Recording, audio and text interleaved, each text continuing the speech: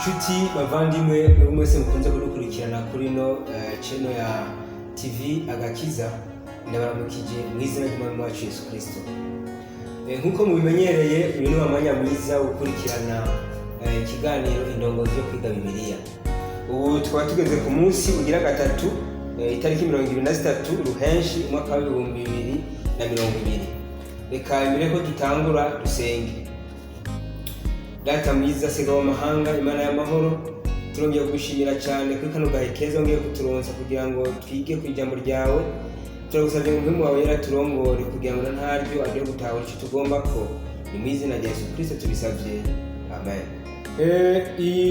Iki gitabo turiko turiga ni igitabo kigeze ku musozo, kikaba cyari gisanzwe gifise umutwe w'amajambo uvuga ngo ni gute ivyanditswe bisobanurwa.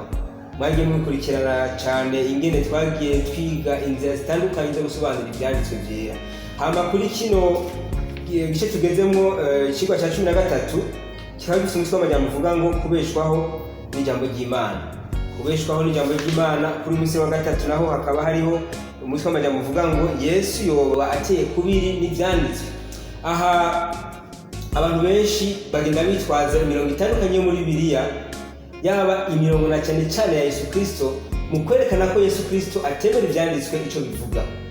Nk'akaruru turabona hajya muri Matayo 5 mu mirongo 200 kubandanya, hari aho bagiye bavuga ngo Yesu Kristo nyine yagiye yivugira ngo mwarumvise ko abakira bavuze ngo ariko jewe mvuze ibi. Ntabwo yari karavuga mu ntumbero yo kugira ngo yerekane ko arwanya ibyanditswe byo muri kahise, ahubwo yari karatanga umuco neza kugira ngo yigishe ingene ahubwo ibyo byanditswe bigomba gushitswa, atari kugira abantu bavyumva gusa, ahubwo ni gute byonja mu ngiro. Nuko Yesu Kristo yari karakora. Aha muri Yohana hari isomo baduhaye nyine ku ntango, tubona muri Yohana igice 5 ku murongo wa 45 gushitsa ku murongo wa 47 havuga ngo ntimugire ngo nzobarega kuri data, hariho ubarega ni Mose uwo mwishimiye. Iyo mwizera Mose nanje muba munyizeye kuko ari ibyanje yanditse. Umurongo wa 47 haravuga ngo ariko nimutizera ibyo uwo yanditse, amajambo yanje muzoyizera mute? Aha murumva ko harimo ikibazo n'amajambo Yesu Kristo ariko aratubwira twebwe abantu ba kino gihe dufise inzitwazo zo kuvuga ko atemera inyandiko zo muri Bibiliya yera, ahubwo arazemera anazishimangira ko cyane. N'ikimenyamenye nuko yavuze nti amajambo Mose yanditse ni Imana ubwayo yamuhaye, ni Yesu Kristo ubwayo yamuhaye. Kuko yaravuze ati nimba mwizera Mose uwo mwishimiye mwebwe nyene, nanjye mba munyizeye. Kubera iki? Kubera ko ivyo yanditse ni jewe Yesu Kristo nabimuhaye. Bisigura ko Yesu Kristo yemera ivyanditswe vyeranda mu makino gitabo Bibiliya, kubera yuko ibirimo niwe yabihumekeye mu bavyanditse. Babantu rero bakunze kugira inzitwazo zivuga yuko Yesu Kristo atemera ivyanditswe. Aha muri kino cigwa turiko turiga neza tubona ko Yesu Kristo ashimangira ku vyanditswe. Aha umwanditsi n'amajambo meza yaduhaye avuga ngo Yesu avuga ayo majambo ahambaye ku musozi ntiyariko agerageza guheba canke gukuraho isezerano rya kera nk'uko abasobanura bamwe babivuga. Aha twatura kari y'amajambo dusanga muri Matayo 5 ku murongo wa 21 n'umurongo wa 22 no ku murongo wa 27 no 28 ndetse no 33 no 34 no 39. Hamwe agenda avuga ati ngo mwarumvise ko abakera babwiwe ngo atari ko jewe mvuze ngo. Ntabwo yari karashaka gusenyura ibyavuzwe muri kahise, ntabwo yari karakuraho isezerano rya kera, ahubwo yari kararishitse, yari kararishimangira, yari karerekana aya majambo. Niba bavuze ngo mwarumvise ko bavuze ngo mwanke abansi banyu atari ko jewe mvuze nti, ntabwo cyese kuvuga ngo twanke abansi bacu. Mbega isomo ry'abarisigura iki? Yari karaduhereza rero umuco w'ivyanditswe muri kahise, ingene tugomba kubishira mu ngiro, ingene tugomba kubishimangira, atari kubifata mu mutwe gusa tutazi ngo bisigura iki. Aha hari ari majambo avuga ngo Yesu ntiyakuyeho isezerano rya kera na gato canke ku rugero runaka, igihushane nico cy'ukuri.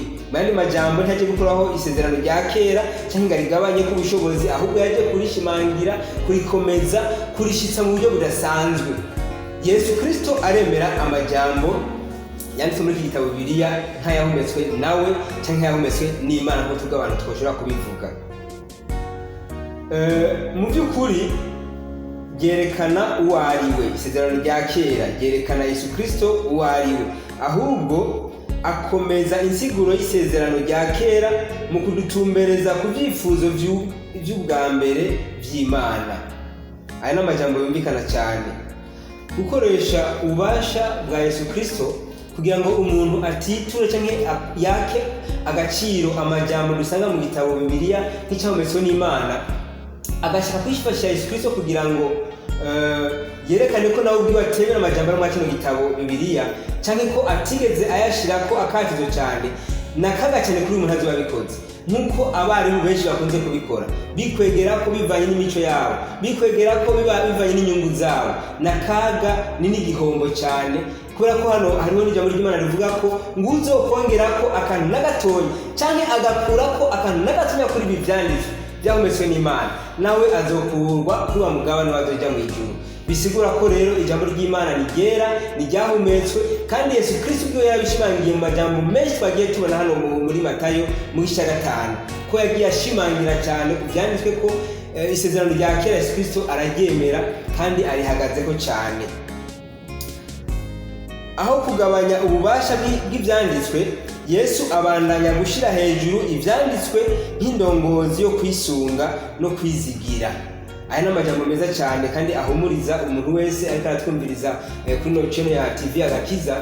Yesu Kristo amajambo yahumetswe nawe cyangwa se amajambo yahumetswe n'Imana yayafashe nk'indongozi yo kwisunga no kwizigira. Indongozi yo kwisunga no kwizigira. Mani aya majambo Yesu Kristo yayaduhaye nk'indongozi aturongore mu buzima bwa misi yose kandi tuyizere kuko azoduhesha agakiza. Reka rero mu kurangiza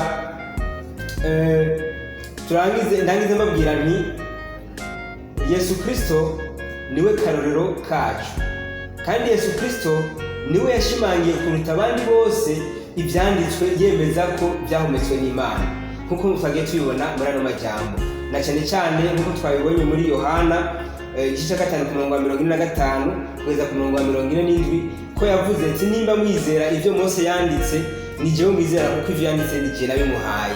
Reka rero ndabasabire nti nk'umwe Imana twuzure kugira ngo adushoboze kwizera amajambo ari mu kino gitabo, na cyane cyane nk'umwe Imana adushoboze gutahura inzira nyabaki tugomba kwigamo aya majambo, na cyane cyane amajambo atugora.